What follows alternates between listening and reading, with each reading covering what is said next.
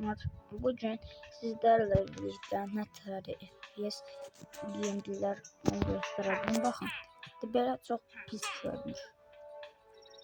Bakın görürsünüz. Ama bakın çok pis değil.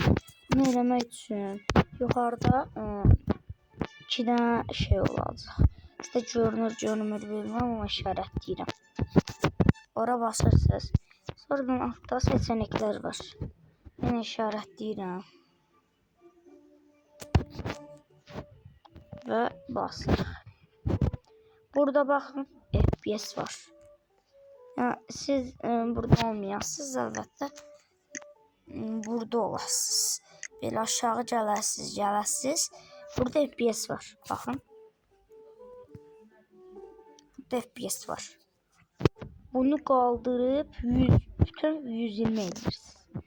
Ve indi buradan çıxırsınız. Görürsünüz nətərdir.